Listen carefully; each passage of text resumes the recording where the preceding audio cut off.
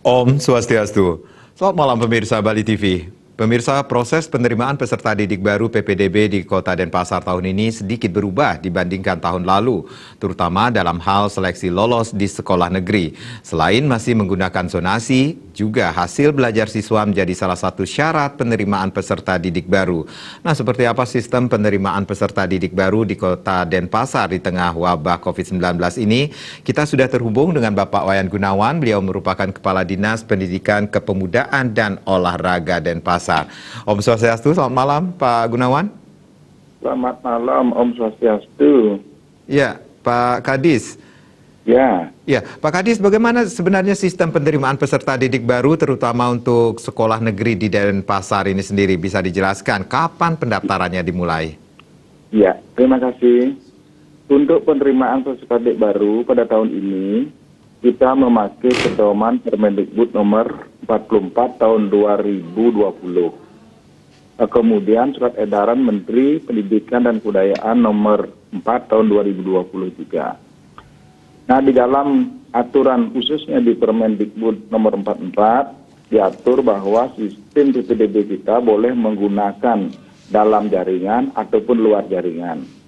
Nah, karena sekarang kondisi COVID kan tidak memungkinkan mengumpulkan orang, mendatangkan orang dan lain sebagainya. Pastilah lebih banyak akan mengarah kepada sistem online.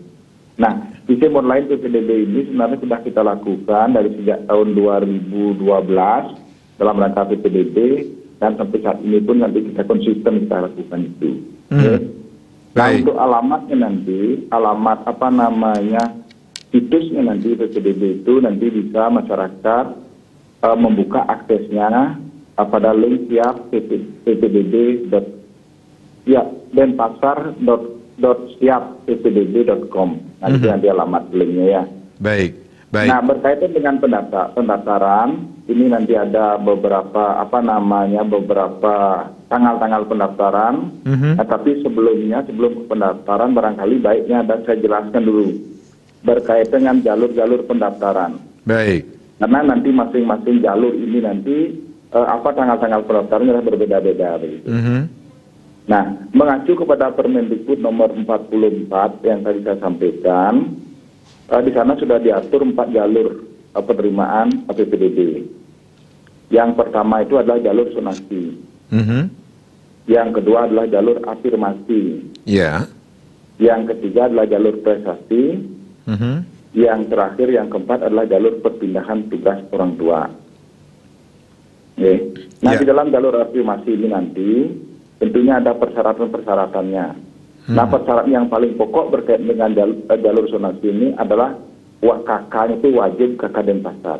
Jadi ada perjanjian dengan desa adatkah lokasi sekolah tersebut yang di mana berada? Kita belum mengatur seperti itu karena kita berkeyakinan bahwa nanti masyarakat adat di sana dengan sistem zonasi ini juga sudah diberikan fasilitas untuk mendaftar di sekolah yang ada di wilayahnya. Nah, ini yang paling penting syaratnya adalah KK Denpasar dulu. Oke, baik. Ya, KK Denpasar. Kemudian pertanyaan selanjutnya tentunya bagaimana kalau tamatnya luar Denpasar, tetapi KK-nya Denpasar gitu ya. Karena kata kunci saya sampaikan dulu KK Denpasar berarti boleh. Apalagi nanti dia tamat Denpasar begitu nih. Kata kuncinya di sini adalah KK Denpasar. Baik. Ya. Kemudian jalur afirmasi, jalur siswa miskin. Juga sama dengan jalur jalur zonasi tadi. Nah, cuman perbedaannya di sini ada sedikit nanti tambahan berupa identitas miskinnya daripada siswa dimaksud. Contoh identitas miskinnya itu adalah memiliki kartu PKH, program keluarga harapan PKH itu ya. Kemudian memiliki kartu Denpasar Cemerlang. Nah, itu yang kedua. Nah, terus yang ketiga adalah jalur prestasi. Baik. Nah, jalur prestasi kata kunci ini adalah sekolahnya harus lulus di Kota Denpasar. Ya, harus lulus. Itu kata kuncinya. KK-nya boleh luar Denpasar. Misalnya contohnya sekarang anak-anak kelas 6 kan ada dari Gianyar, kemudian dari Tabanan. Kemudian sekolah di Denpasar mereka berhak nanti untuk ikut mendaftar di jalur prestasi ini. Baik. Ya. Oke ya. Nah, kemudian yang terakhir ini adalah perpindahan tugas orang tua. Mhm. Nah, perpindahan tugas orang tua yang kita bisa fasilitasi di dalam jalur ini, satu adalah mereka merupakan perpindahan karena tugas negara. Mhm. Contohnya TNI Polri. Baik. Ya. Kemudian perpindahan karena tugas pemerintah. Mhm. Misalnya contohnya ASN. Yang ketiga yang berkaitan dengan tugas BUMN. Mhm.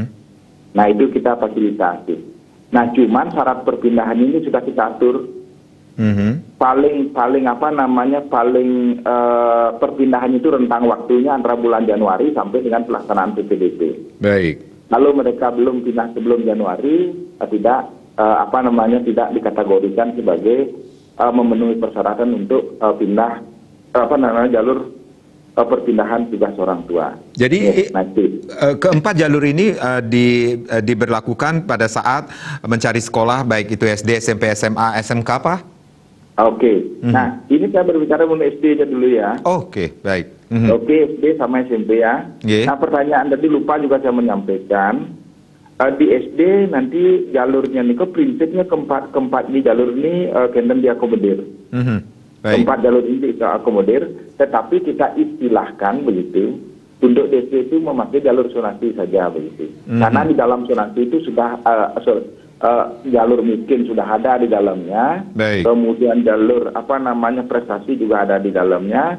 Jalur perpindahan tugas orang juga ada di dalamnya. Begitu. Kita jadikan saksi sana untuk SD nanti untuk memudahkan masyarakat untuk melakukan pendaftaran gitu tujuannya itu. Baik, Pak Kadis, jika tahun lalu ini kan pendaftarannya belum ini pendaftarannya. Iya, baik. Baik. Nanti pendaftaran untuk SD mulainya tanggal 23 sampai 25 Juni. Ya. Kemudian untuk SMP dari berbagai jalur itu kan saya disampaikan nanti pendaftaran berbeda-beda gitu. Baik. Ya. Untuk jalur zonasi dan jalur siswa miskin atau jalur afirmasi, pendaftarannya mulai tanggal 18 sampai dengan 20. Baik. Bagi para orang tua yang ingin mengetahui informasi lebih lanjut bisa menghubungi kemana, Pak Kadis? Ini nanti dibuka mungkin dalam waktu 2 atau 3 hari ini nanti sudah bisa dibuka di denpasar.siapppdb.com. Ya. Nanti kita akan juga sosialisasi. Yang penting nanti sosialisasi ini karena kita tidak boleh bertemu kan begitu ya. Sosialisasinya nanti kita akan atur. Nanti akan kita memanfaatkan sekolah dasar. Maksudnya begini, di sekolah itu kan biasanya mempunyai grup WA untuk kelas 6. Nah, nanti materi sosialisasinya kita akan sampaikan kepada guru ataupun kepala sekolah di sekolah dasar masing-masing. Baik. Kemudian kepala sekolah atau gurunya nanti wajib menyampaikan lewat grup WA sosialisasi ini. Gitu. Nah, biar efektif. Ya. Baik. Terima kasih Bapak Kadis Kota Denpasar, Bapak Wayan Gunawan, Kepala Dinas Pendidikan Kepemudaan dan Olahraga Denpasar. Saya Made Sekudan Karang. Terima kasih. Kita berjumpa lagi di lain kesempatan. Om Santi Om.